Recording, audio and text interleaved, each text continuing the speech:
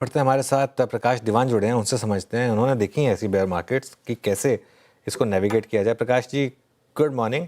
अब ये कहना गलत नहीं होगा कि हम एक किस्म की बेयर मार्केट में हैं, खास तौर से ब्रॉडर मार्केट में।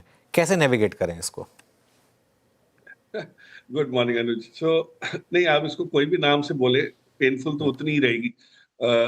वो करेक्शन इन बुल मार्केट बोले, बेयर मार्केट बोले, यू आर राइट। बट इसको नेविगेट कैसे करें? देखिए, ये जिसको हम अंग्रेजी में कहते हैं ना, कहावत है, the lessons are the same old, the learners and the peoples are new. तो ये है कि ये मार्केट की गिरावट जिस प्रकार से आई है, एक एक वेकअप कॉल है काफी लोगों को, जो आप जिक्र भी कर रहे थे, जिसका कि भाई जिन्होंने एसेट एलोकेशन को इग्नोर करके, नजरअंदाज करके सिर्फ इक्विटी में पैसा लगाया है। और हमको ये मार्केट कब से सिग्नल दे रही है? ये दे रही है हमको, आप ये देखिए, करीब अक्टूबर से ये शुरू हो गया था कि कहीं ना कहीं गिरावट आ रही है, फिर रिकवरी आ रही है।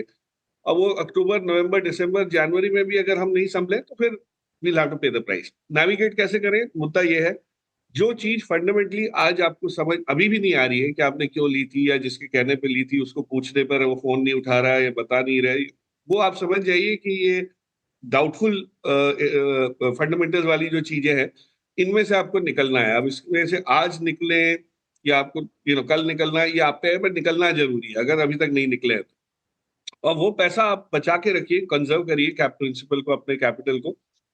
और अच्छे बिजनेसेस जो अच्छे लेवल्स पे आ गए हैं, जब वैल्यूएशन कंफर्ट अब बहुत अच्छा खासा दिखना शुरू हो चुका है, वहां पे एलोकेट करिए।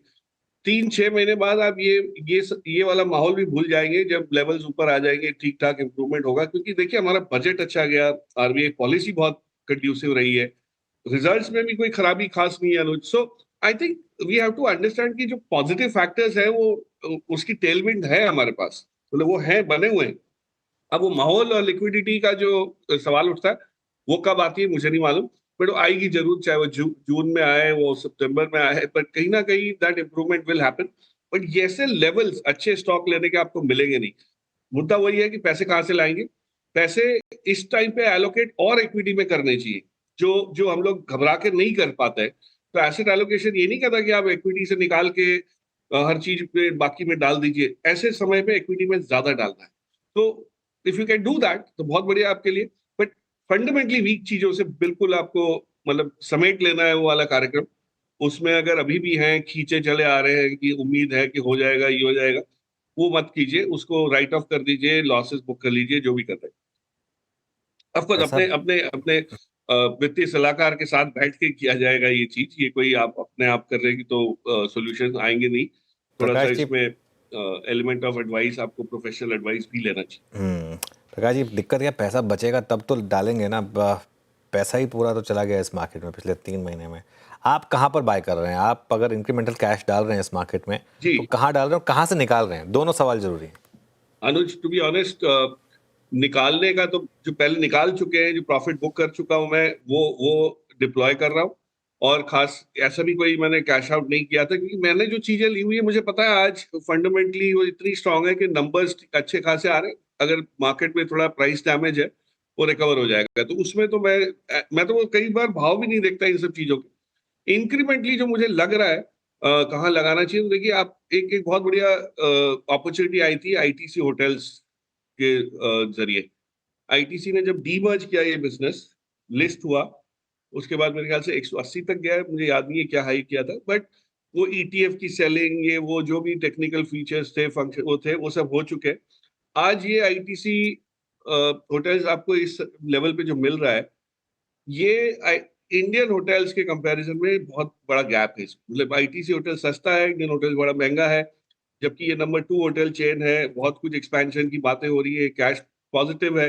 सो ऐसे बिजनेसेस आपको जब मिल रहे हैं, जो अगले 4, 5, 7, 10 साल में अच्छा काम करने वाले हैं, और वैल्यूएशन डिमांडिंग नहीं है, मतलब ऐसी भी नहीं है कि आप डाउटफुल होंगे कि हाँ 165, 167 से वो हो सकता है 150 भी चला जाए, पर बेशक जाए।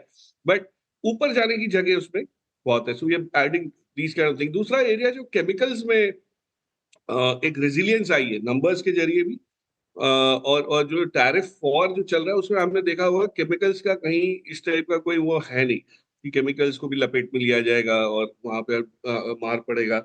और इंडियन केमिकल कंपनीज की जो क्षमता बनी है उसमें ठीक ठाक एक एक इम्प्रूवमेंट आपको दिखना शुरू हुआ है। सो मेरे हिसाब से chemicals is also very promising space. और प्राइवेट सेक्टर बैंक्स हैं, आप ग्रो कर रहे हैं, सब कुछ ठीक ठाक होगा।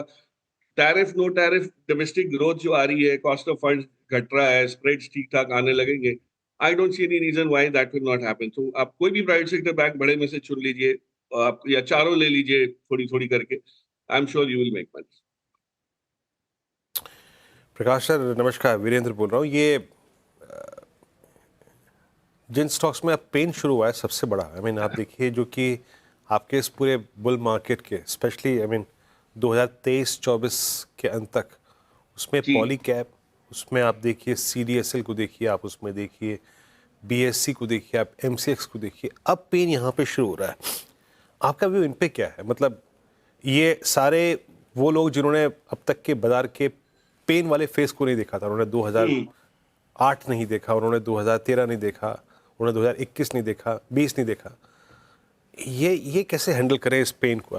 Look at MCX, look at CDSL, यहाँ पर व्यू क्या है आपका?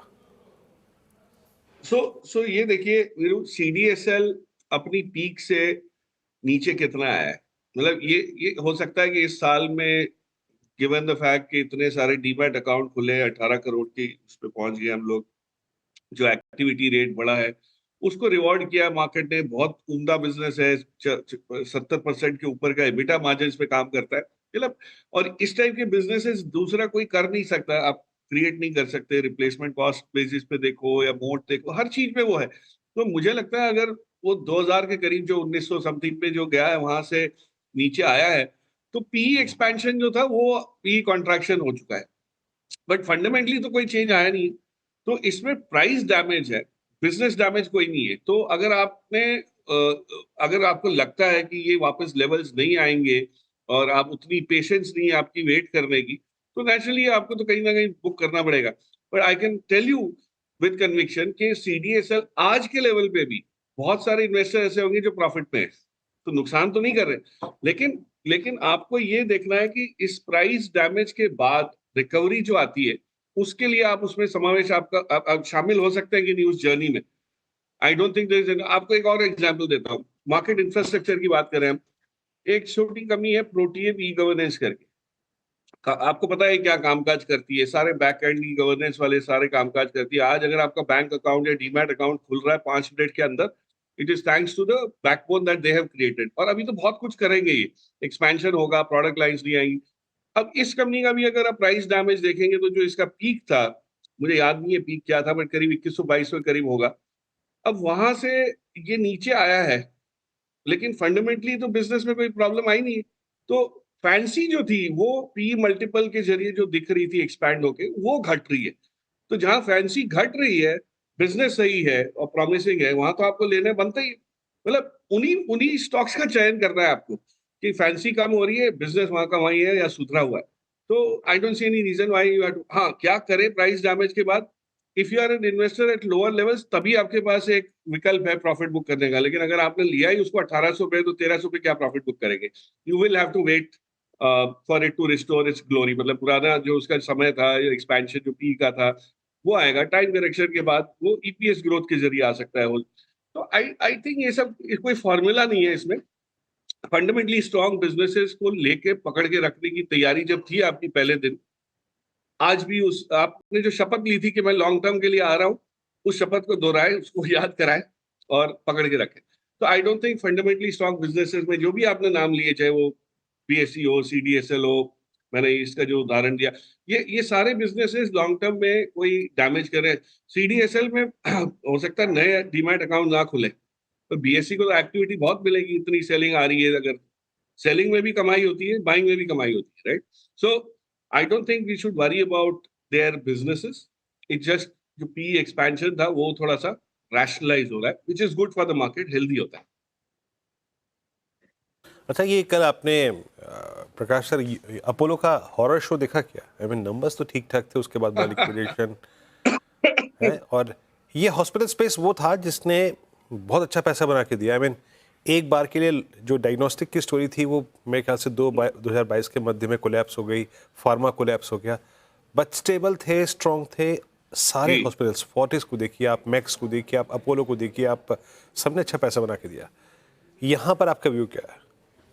नहीं, सो अनुज, वीरू, देखो, अनुज को ये सेक्टर पसंद नहीं आता, इसलिए वो मेरे से सहमत रहेंगे कि ये सेक्टर हमेशा ओवर प्राइस रहा है because of short supply of paper. Historically क्या था, आपके पास 2 नाम थे, 3 नाम थे हॉस्पिटल स्पेस में जब भी आपको इन्वेस्ट करने की बारी आती थी। पिछले 5 साल में बहुत सारे नए विकल्प आ गए।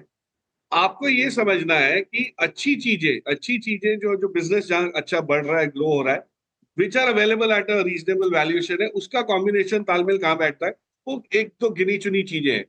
अब उसमें अगर आप देखें तो नारायण रुदाले जो एनएच के नाम से लिस्टेड है, उसको उसका बिजनेस मॉडल देखेंगे तो आपको समझ आएगी कि यहाँ पे कोई एक्सपेंसेस या कॉस्ट स्ट्रक्चर इतना हाई नहीं है कि उनको कुछ ना कुछ कैसे भी करके पेशेंट लाने हैं, उनको प्राइस करना है एवरेज रेवेन्यू पर बेड को इतना प्राइस करके महंगा कर देना है, तब जाके कमाई होगी।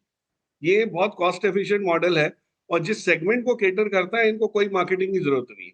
आपने एनएच की कहीं एडवर्टीजमेंट पढ़ी हो या होर्डिंग देखी हो या कुछ हो, इश्तेहार देखा हो तो मुझे बताइए।